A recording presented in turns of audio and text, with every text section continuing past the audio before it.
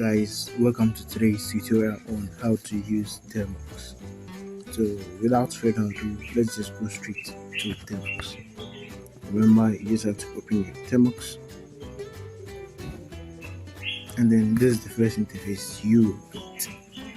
So basically this is just like the home screen for termux, where you can type in your commands and do all other stuff that you want to do. And some basic commands of termux is just like a command line where you type in commands and it executes those commands for you, instead of using the normal graphical user interface where you click, you drag, you press the buttons, and then it will be doing them for you. With termux, you would have to type the commands all by yourself.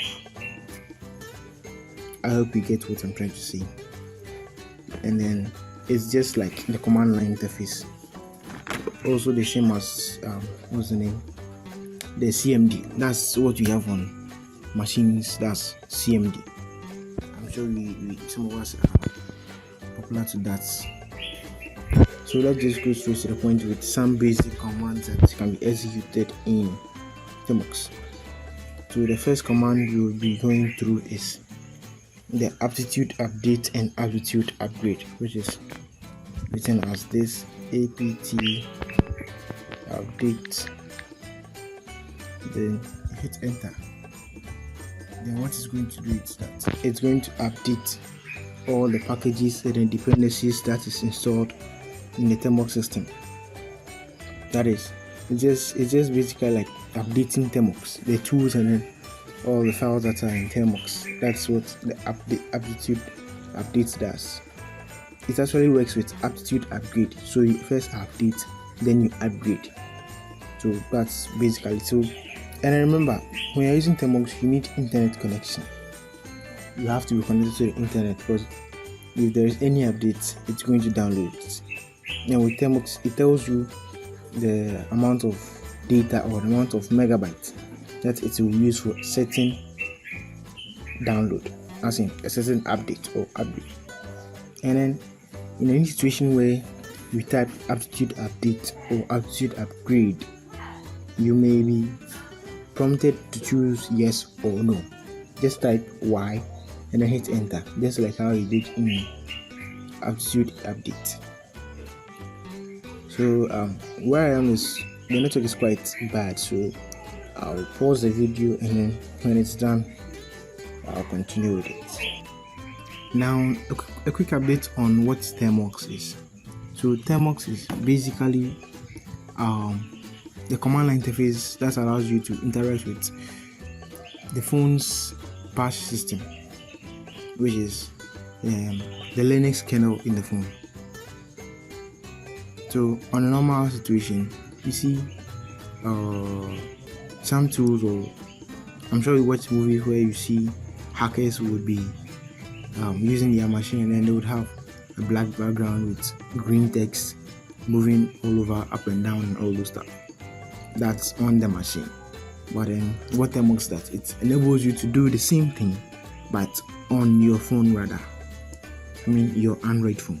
So that's what termux is for. It allows you to use the command line on your phone if you didn't have the requisite requirements, or that is, if you don't have a machine or anything of that sort, something that's going to enable you to use the command line. Now let's go to the next command. We have aptitude aptitude upgrade. So it is going to upgrade the updated packages that have been downloaded. So you press aptitude update. Now you see it has reading package list done, building dependencies tree done, calculating state information done. Now it was it didn't give any updates. During the update, I have updated it to the latest version. Let me say that. That's why it says calculating upgrade done, and then 0 upgraded, 0 newly installed, and 0 to remove, and 0 not upgraded. So it has nothing to upgrade anymore, or nothing to install. since it is already up to date. Now let's go to the next command.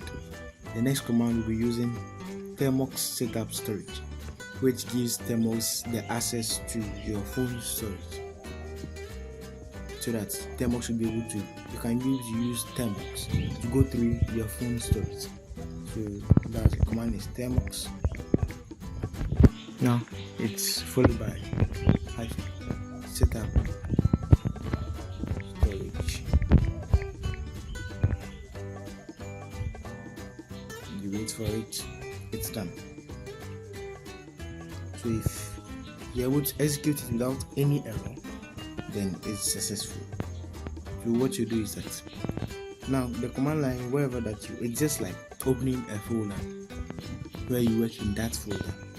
So if you want to see the files, the folders in the direction that you are in, just like how when you open your machine, let me say when you open my computer, you see there are 2 hard drives where you can open and then surf through the files and all those stuff. The same way you can use termux to do that.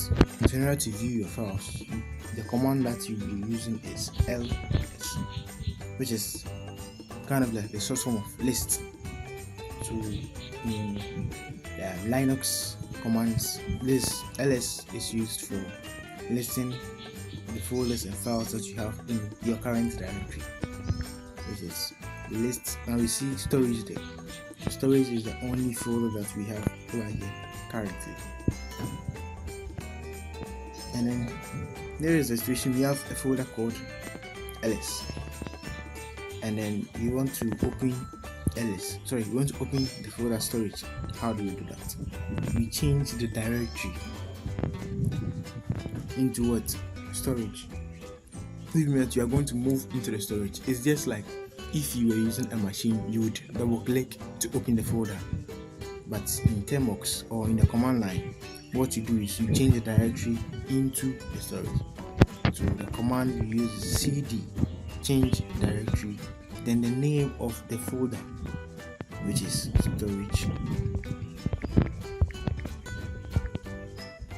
You see, when we change the directory into storage, behind the $, it's showing the /storage. It means that at first we were in a root directory, but now we have changed the directory into the storage directory. And now that we are in the storage folder, if it was on a computer, they will say that we have opened the storage folder by double clicking it.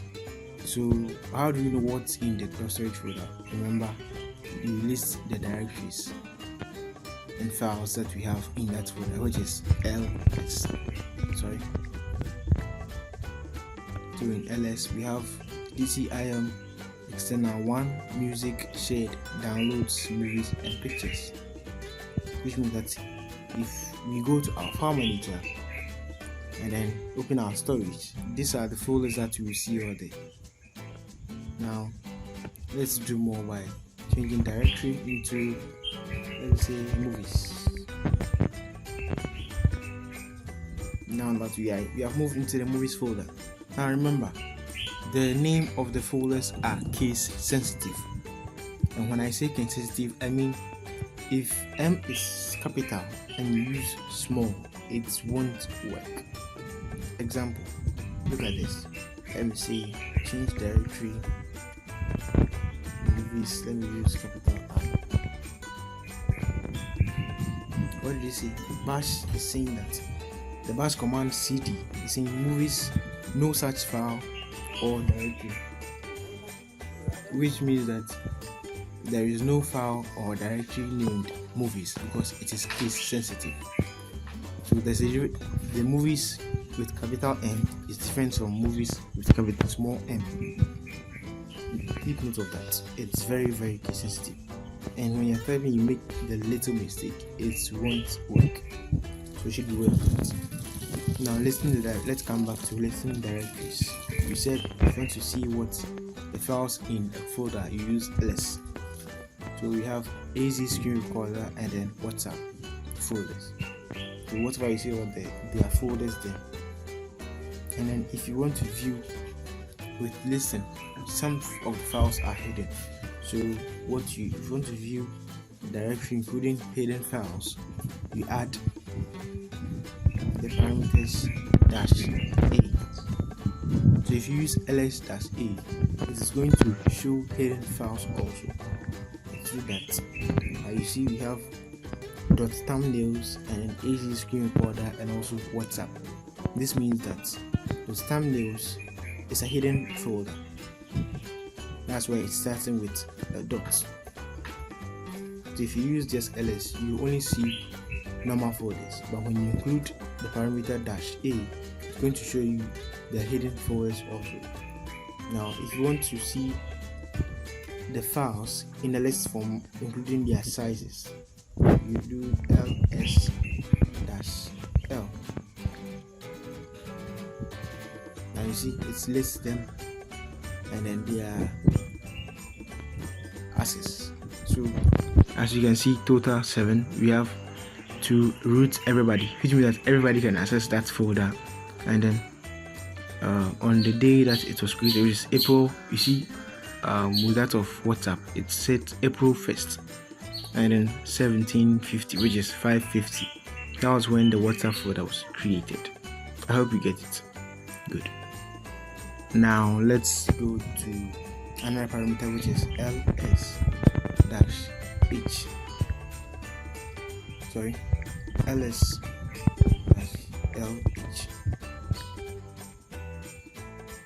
So it's going to show the size of the file, which is, you can see at the top, this total is 7.0k, which is 7.0 kilobytes. That's if you want to see the size of the files. This is for ls. Remember I said ls is used to view the directory, the files or the folders in the current directory that you are working in. Now if you don't know the folder that you have opened, you can use pwd, which shows your current working directory. So as we can see, we are working in the data, where is it? We have this is the current directory we are working in. So that's termux/files/home and then storage. That's where we are working in currently. And if you want to go back, let's say you have moved into this folder, the folder movies, and then you want to go back into the folder and then move into, let's say, any other folder, because over here, remember you had DCIM and then all these folders over here. So if you want to go back and then move into those folders, you change directory again. Remember when we were going to the folder, we said change directory and then we said movies, right?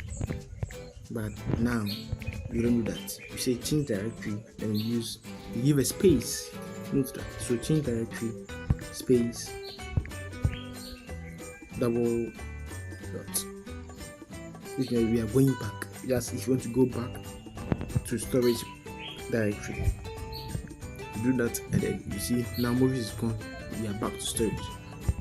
List directories. We have our folders over here. We change directory to music. Now we have entered the music folder. We list directories ls. You see Samsung and then Telegram. If you want to go back, you say change directory space dot. Now we are back to storage. Let's go to the next one, which is clear. You see all the stuff you have done over here. There are plenty, and then you just want to clear the screen and get a fresh screen. So you can just say clear and then everything is gone, so that you can start from the top. You can get the whole screen for yourself and then do whatever you want to do. And now that we know how to open folders and then go back and list the files in the folders, let's try and then learn how to create a folder.